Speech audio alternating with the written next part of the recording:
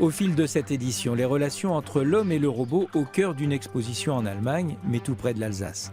Un savoir-faire qui se perd dans l'estuaire de la Seine. Il n'y a plus que 5 coupeurs de roseaux. Leur métier est pourtant nécessaire à l'exploitation de ce matériau, mais aussi à l'entretien de l'environnement. Et pour commencer, voici un apiculteur mosellan qui s'apprête à participer au Salon international de l'agriculture à Paris, même si ses 115 ruches n'ont pas produit cette année autant de miel qu'il en attendait, loin s'en faut, en cause une météo irrégulière peu propice à l'activité de ses abeilles. De sa récolte 2016, il ne reste que quelques pots à cet apiculteur mosellan. Sur 12 variétés de miel différentes, seules 4 sont encore disponibles aujourd'hui. Conséquence d'une météo très défavorable l'an dernier. Il pleuvait quand il ne fallait pas, il y avait de la chaleur quand on attendait un temps un petit peu plus frais. Il a fait très sec à une période où il aurait fallu un petit peu plus d'humidité. On a fait 50% d'une année normale. J'ai jamais vu une année aussi médiocre. Mais Julien est un véritable passionné. Amoureux de la nature et de ses abeilles, il possède aujourd'hui 115 ruches réparties un peu partout en Moselle et dans le Grand Est. Je choisis les emplacements en fonction des plantes qui s'y trouvent et surtout je veux avoir une garantie que l'environnement est sain, donc pas de pollution aux pesticides. C'est surtout pour éviter de donner un miel pollué à mes clients. Son miel vient ainsi d'obtenir le label Mangeons Mosellan, une reconnaissance et un gage de qualité qui va lui permettre à la fin du mois d'exposer ses produits sur le stand du département au Salon de l'Agriculture.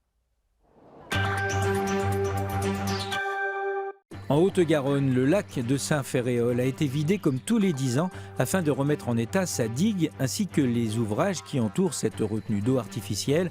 Les travaux sont maintenant terminés, ils ont duré 4 mois. T'as vu Camille, comment c'est profond? Le lac vide offre un décor lunaire, propice à l'imagination. C'est vrai que c'est impressionnant qu'il manque autant d'eau, cette étendue de sable comme ça, c'est très impressionnant. C'est mystérieux avec ce temps qui fait brumeux, on s'attendrait à voir des sorcières. Vidé en novembre dernier, le lac a été inspecté sous toutes ses coutures. Et plus particulièrement la digue, classée aux monuments historiques. Toute cette partie donc va être traitée et sur reprise d'enduit, puisque les matériaux n'étaient pas dans la même constitution, donc un peu altérés, donc reprise et remise en état avec le rejointement. Il est indispensable de refaire le rejointement tous les 10 ou 20 ans, comme ici, en 1994. Après 4 mois de travaux, le remplissage devrait débuter la semaine prochaine. Une étape délicate. On ne peut pas remplir comme on remplit une casserole ou un verre, puisqu'on a des sédiments ou autre, il y a tout ça un peu à tenir compte. Et puis on a aussi l'aspect, on va dire, naturel de la pluviométrie qui va nous aider ou pas du tout. Il va falloir 2 à 3 mois pour que le lac retrouve son niveau habituel, celui qui a servi de station balnéaire à des générations entières de Toulousains. 34 mètres de profondeur, c'était surtout la volonté de Pierre-Paul Riquet, qui a fait de Saint-Ferréol la principale source d'approvisionnement en eau du canal du Midi. Dans l'estuaire de la Seine, il ne reste plus que 5 coupeurs de roseaux. Il faut pourtant savoir où et comment récolter ce végétal pour qu'il soit apte notamment à couvrir les toits des chaumières, tout en respectant l'environnement. Couper le roseau dans l'estuaire de la Seine, c'est l'affaire de Gérard depuis quasiment 40 ans. Il a adapté une dameuse des neiges pour éviter de s'embourber dans le marais. La technique est rodée, Gérard récupère les gerbes, puis les lance à son neveu qui forme les ras-le-balleurs. Cette année, c'est un bon coup.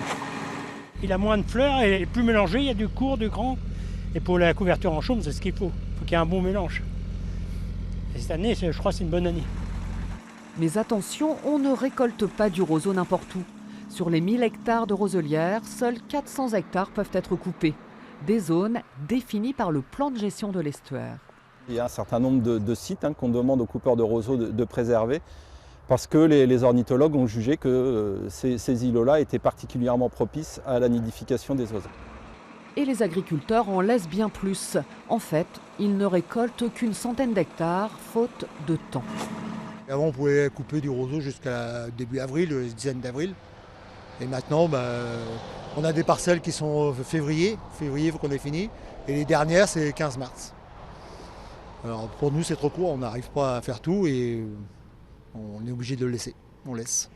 Là encore, c'est pour le bien des oiseaux, de certaines espèces protégées qu'il ne faut pas déranger pendant la nidification.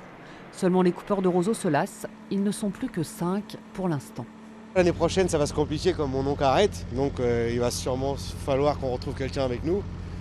Et sinon, après, tant que la famille veut bien m'aider, ça ira. Le recrutement est difficile et l'activité de moins en moins rentable, alors que les Bellamy comptent dessus pour équilibrer les comptes de leur ferme. Un petit tour en Allemagne, une fois n'est pas coutume, grâce à la locale de Haute-Alsace qui s'est intéressée à une exposition passionnante autour des rapports entre l'homme et le robot, avec un invité de marque venu directement de Los Angeles. On n'accueille pas tous les jours une star de cinéma au musée Vitra. Il est arrivé tout droit du musée George Lucas de Los Angeles, R2D2 en chair et en os façon de parler. Le tout premier modèle de la série Star Wars en invité d'honneur d'une exposition entièrement consacrée aux robots. L'entrée en matière est un cabinet de curiosités. Le robot est vu comme un objet exotique rangé sagement dans sa vitrine. Mais très vite, le musée vous entraîne dans une série de questions. Acceptez-vous qu'un robot fasse votre travail? Aimeriez-vous qu'un robot prenne soin de vous? On croise ici des robots copains, ceux qui vous viennent en aide, qui vous facilitent la vie. Ce robot industriel d'Elle Berceau, c'est évidemment très spéculatif et même provoquant. Ça n'existe pas. Mais les robots jouets, là-bas, on les connaît bien. Pareil pour les machines qui nous servent à garder nos enfants. La télé, par exemple. Une vraie babysitter. Inversion des rôles avec cette lampe qui répond à l'intonation de la voix. On aurait presque des sentiments pour elle. Schau mal her, schau mal zu mir. Schau mal zu mir. Ja, hallo. Bon, maintenant ça suffit! C'est un fait, les robots ont déjà envahi notre quotidien connecté. Alors ici, des artistes interrogent notre comportement dans des situations inédites, quand la machine vous caresse la tête, par exemple. Les gens qui ont ressenti ces sensations de chatouille, une fois que c'est terminé, se lèvent et se disent « Mais qu'est-ce que ça signifie d'avoir une expérience émotionnelle avec ce robot ?» Alors, le robot, génial ou inquiétant? Le musée Vitra explore cette ambivalence et nous rappelle que c'est à nous, humains, de réguler notre environnement. En se posant cette question essentielle, le robot rend-il notre monde meilleur?